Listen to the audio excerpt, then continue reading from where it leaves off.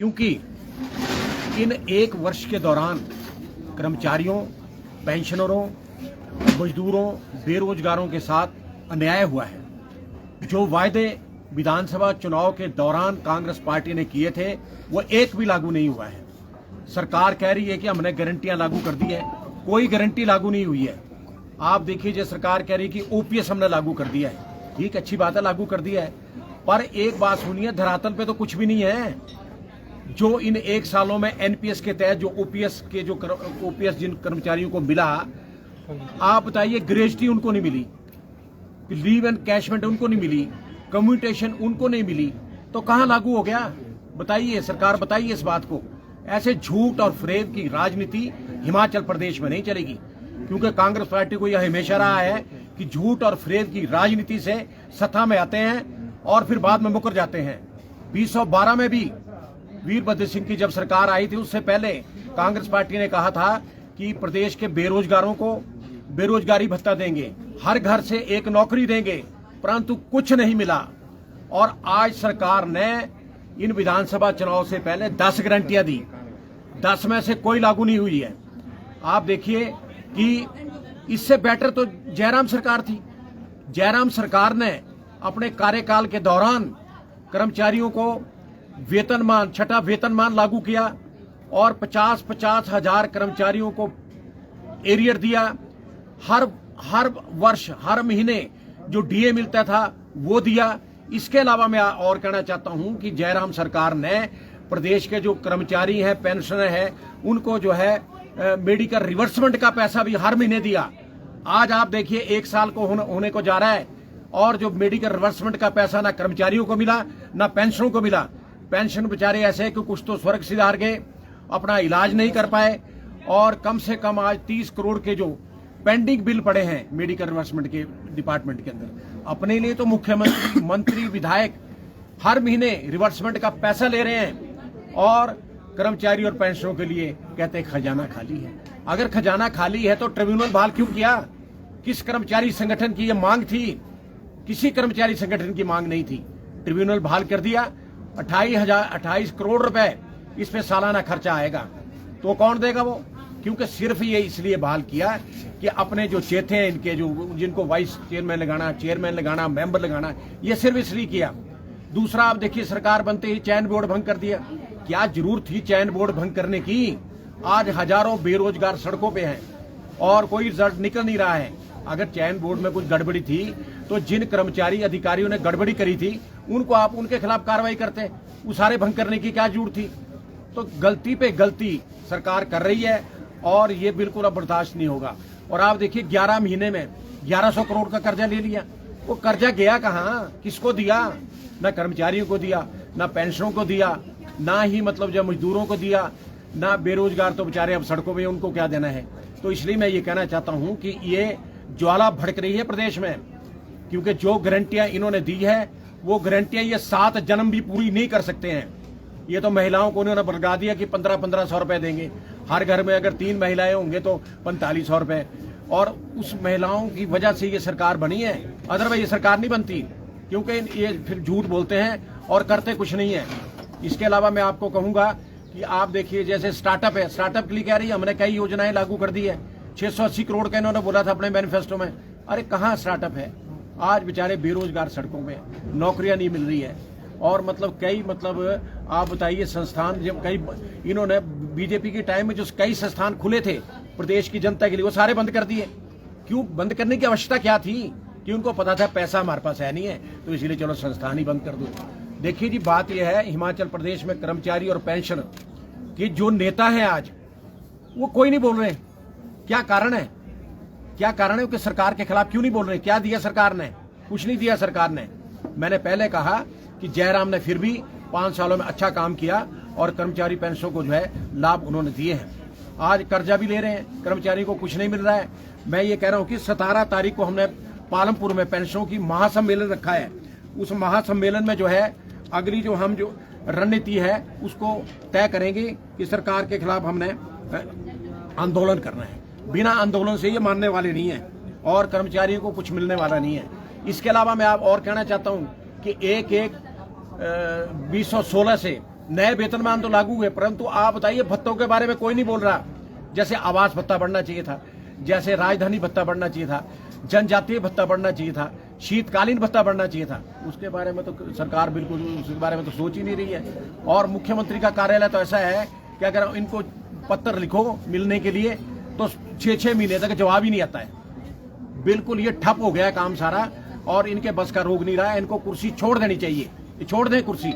आज ये कहते हैं कि चलो हिमाचल प्रदेश में आपदा आई है। अरे ये 2-3 जिलों को छोड़ करके कहाँ आपदा आई है? इससे ज्यादा आपदा तो कोविड के दौरान आई। कोविड के दौरान लोगों की नौकरियां छूट गई, मतलब बेरोजगार लोग हो गए, व्यापार खत्म हो गया। और मतलब आप बताइए कि उस टाइम भी जयराम ने अच्छा काम किया, उस टाइम भी कर्मचारियों को डीए मिलता रहा और सुविधाएं मिलती रही, मेडिकल रिवर्समेंट का पैसा मिलता रहा। आज ये कह रहे हैं आपदा आपदा, कौन सी आपदा? 680 करोड़ तो सेंटर ने इनको दिया। क्या सेंटर जो है इनको क्या जो 10 गारंटियां उसके लिए पैसा देगी? उसके लिए कोई पैसा मिलने वाला नहीं है, ना ही मोदी देगा। और आप बताइए कि ये सिर्फ अपनी ऐश परस्ती कर रहे हैं। जब इनको ये पता था विधानसभा चुनाव से पहले कि भैया 75,000 करोड़ रुपए कर्जे में डूबी है ये सरकार, अब आज जयराम को दोष दे रहे हैं। 45,000 करोड़ तो वीरभद्र सिंह ने कर्जा लिया, और उस टाइम तो ऐशोराम राजा ठाट बाट चल रहा था सारा कार्यक्रम। तो जयराम ने तो फिर भी विकास का कार्य किया, परंतु आज जो स्थिति है प्रदेश की वो बिल्कुल ही जीरो है। ये तो बिल्कुल आईसीयू में चल रही है सरकार, आईसीयू में सरकार कभी भी जा सकती है। ये इनके अंदर इतना विद्रोह है कि जिसका कोई हिसाब नहीं है। आप बताइए इस छोटे से प्रदेश में डिप्टी चीफ मिनिस्टर बनाने की क्या जरूरत थी? 6 पीएस बनाने की क्या जरूरत थी? जब इनको पता है पैसा हमारे पास है नहीं है तो क्यों मतलब ये बंदरबांट कर रहे हैं? क्या जरूरत है? आज हाई कोर्ट में मामले चल रहे हैं। मैं तो कहूंगा हाई कोर्ट को जल्दी फैसला करे, क्योंकि आज प्रदेश का जो पैसा है बर्बाद कर रहे हैं, कर्जा ले रहे हैं। इन 11 महीने में 11,000 करोड़ का कर्जा ले लिया, और आगे कर्जे पे चलेगा सारा काम ये। तो इसलिए ऐसा है कि ये सरकार चलने वाली नहीं है। और मैं तो ये कहना चाहता हूं जो प्रदेश के जितने भी कर्मचारी संगठन है, चाहे पेंशनों के हैं, वो एकजुट हो जाएं, तभी आपको कुछ मिलेगा। नहीं तो मिलने वाला कुछ नहीं है, ना एरियर मिलना, ना 12% डीए मिलना, क्योंकि डीए 12% हो गया, जनवरी में जो है 16% हो जाएगा। तो कहां देगी सरकार? तो कह रही है 4 साल बाद देखेंगे। अरे 4 साल बाद क्या देखना? 4 साल बाद तुम रहोगे कुर्सी पे तब करोगे ना, जब तुमने कुर्सी पे नहीं रहना। आज 1 साल में इतना विद्रोह हो गया पूरे प्रदेश में, प्रदेश की जनता जो कह रही है। और मतलब मैं तो आपसे आपके माध्यम से ये कहना चाहता हूँ प्रदेश के कर्मचारियों पेंशनों की, जाग जाओ, नहीं तो मिलने वाला कुछ नहीं है। और इसलिए मुझे आज ही आना पड़ा, क्योंकि जब मैं अध्यक्ष रहा तो हमने अरबों करोड़ों रुपए प्रदेश के कर्मचारियों और पेंशनों को दिए, सचिवालय में कमरे खोले, क्या नहीं किया? आज सारा ठप है मामला, कोई पूछने वाला नहीं है। ठीक है वर्मा जी, आपने बोला कि केंद्र से पैसा आया 680 करोड़ आया है जी, और वहीं पर कहा जा रहा है सरकार द्वारा कि 12,000 करोड़ रुपए का यहाँ पे कम से कम नुकसान हुआ है। तो क्या 680 करोड़ काफी है 12,000 करोड़ का? देखो जी, बात ऐसी है, अब देना तो वो सेंटर ने 680 करोड़ तो दिया ना इनको, चलो मिला तो है ना कम से कम। नहीं, 12,000 करोड़ में 680 करोड़ प्रदेश की जनता के लिए काफी है? नहीं, काफी नहीं है, पर सरकार को भी तो चाहिए, वो भी अपने संसाधन पूरे करे। कहाँ से करें? वो तो देना तो इनकी जिम्मेवारी है। बिल्कुल, आज सरकार से मांग की जा रही है, तो आप भी क्या मांग? नहीं, हमने तो मांग मैंने पहले कभी प्रेस कॉन्फ्रेंस नहीं की 1 साल में, आज पहली बारी कर रहा हूँ। हम तो ये कह रहे हैं नरेंद्र मोदी से कि ठीक है, इनको जितना चाहिए उतना दे दो, कोई कमी ना रखो किसी बात में, ताकि कल को ये कहने वाले ना बने। और जिनके मकान टूटे हैं, जो जिनकी जमीनें बही है, दे दो आप डट के। वो दे भी रहे थे, 200 करोड़ रुपए तो सड़कों को दिया है, और भी दे देंगे। आज मैं भी यही मांग करता हूँ कि दे इनको, ताकि इनकी बोलती बंद हो जाए, क्योंकि झूठ की राजनीति करते हैं, झूठा प्रचार करते हैं। और आप देखिए, चाहे डिप्टी चीफ मिनिस्टर है, चाहे चीफ मिनिस्टर है, सब झूठ बोल रहे हैं कि हमने वो कर दिया, वो कर दिया। कुछ नहीं किया। ये 1500 महिलाओं को दे नहीं सकते, ये ओपीएस लागू नहीं कर सकते, ये 300 यूनिट बिजली नहीं दे सकते, ये गोबर और मतलब जो दूध है ये ले नहीं सकते, कुछ नहीं कर सकते। ये खाली ये सिर्फ अपने लिए सब कुछ कर रहे हैं, अपने लिए सारी बातें फैसिलिटी कर रहे हैं, प्रदेश की जनता के लिए कुछ नहीं कर रहे हैं।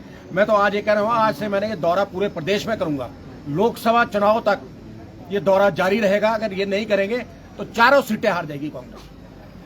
मुख्यमंत्री कह रहे हैं कि चरणबद्ध तरीके से गारंटीज पूरी करेंगे, ओपीएस की गारंटी पूरी कर दी है, इसी तरह से और गारंटीज भी पूरी करेंगे। विशेष पैकेज भी लेकर आए हैं सरकार, जो आपदा प्रभावित रहे हैं, 4500 करोड़ रुपए का, और ऊपर से आपदा कहते आ गई। हाँ। कोई इतनी बड़ी आपदा नहीं है कि इससे बेटर, इससे ज्यादा आपदा तो कोविड के दौरान थी।